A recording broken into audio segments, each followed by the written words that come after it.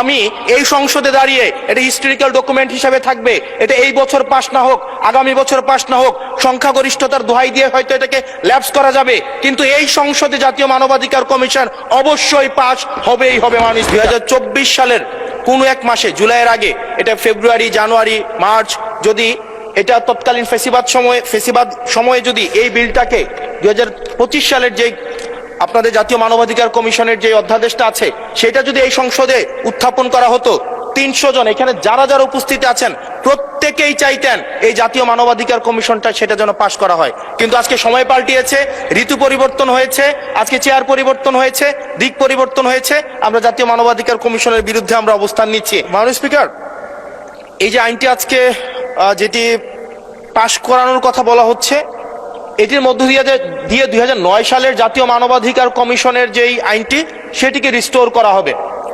জাতীয় মানবাধিকার কমিশনের যে 2009 সালের যে আইনটি আছে সে আইনের যেই প্রয়োগ দীর্ঘ 17 বছর ধরে হয়েছে সেটি আমরা দেখেছি।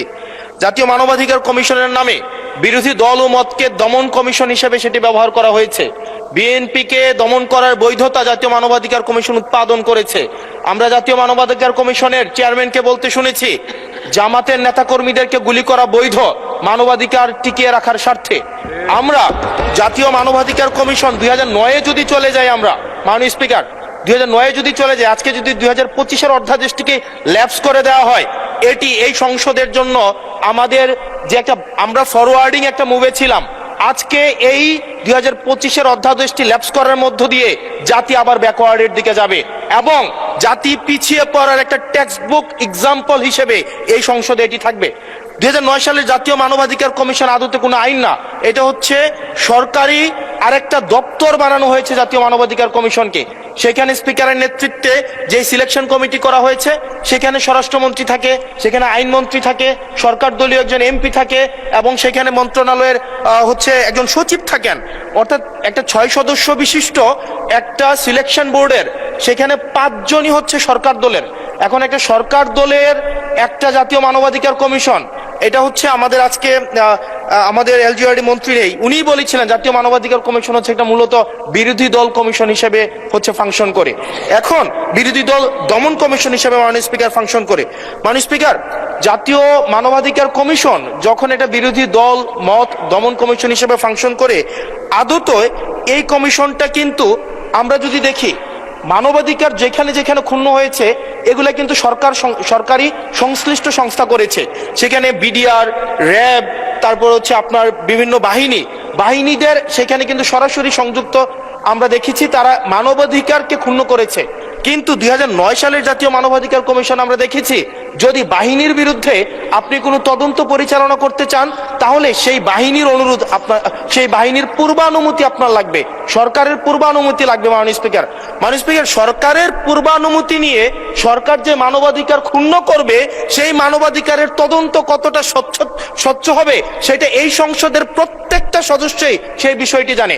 আজকে সরকার দলের একজন মাননীয় সংসদ সদস্যের আজকে এই বিলের যে ল্যাপস করে দেওয়া হবে 2024 সালের কোন এক মাসে, জুলাইয়ের আগে, এটা ফেব্রুয়ারি, জানুয়ারি, মার্চ, যদি এটা তৎকালীন ফেসিবাদ সময়ে যদি এই বিলটাকে 2025 সালের যে আপনাদের জাতীয় মানবাধিকার কমিশনের যে অধ্যাদেশটা আছে সেটা যদি এই সংসদে উত্থাপন করা হতো, 300 জন এখানে যারা যারা উপস্থিত আছেন প্রত্যেকেই চাইতেন এই জাতীয় মানবাধিকার কমিশনটা সেটা যেন পাশ করা হয়। কিন্তু আজকে সময় পাল্টিয়েছে, ঋতু পরিবর্তন হয়েছে, আজকে চেয়ার পরিবর্তন হয়েছে, দিক পরিবর্তন হয়েছে, আমরা জাতীয় মানবাধিকার কমিশনের বিরুদ্ধে আমরা অবস্থান নিচ্ছি এবং আজকে আমাদের এই অবস্থান রং সাইড অফ দা আমাদের রাইট অর রং, আমরা যে মোরালিটির আমরা রং সাইডে অবস্থান নিচ্ছি, এটা টেক্সট বুক এক্সাম্পল হিসেবে ইতিহাসে লিপিবদ্ধ থাকবে। মাননীয় স্পিকার, এই আইনটা এটা শুধুমাত্র যে জাতীয় মানবাধিকার কমিশন শুধুমাত্র এটার সাথে সম্পর্কিত না, বরং এটা আরো 2টা অধ্যাদেশের সাথে সম্পর্কিত।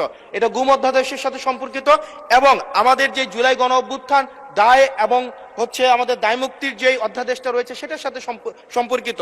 আজকে 2025 সালের জাতীয় মানবাধিকার কমিশন এটাকে ল্যাপস করার মধ্য দিয়ে আদতে বাকি 2টা অধ্যাদেশকে অর্নামেন্টাল করে ফেলা হয়। এটাকে আদতে সরকার এই পরবর্তীতে অধ্যাদেশগুলোকে রাজনৈতিক দমন পীড়নে যে ওয়েপনাইজ করবে না সেটির কোনো নিশ্চয়তা নেই। মাননীয় স্পিকার, আমাদের সবচেয়ে বড়, আমরা ইতিহাস থেকে কোনো শিক্ষা নেই না।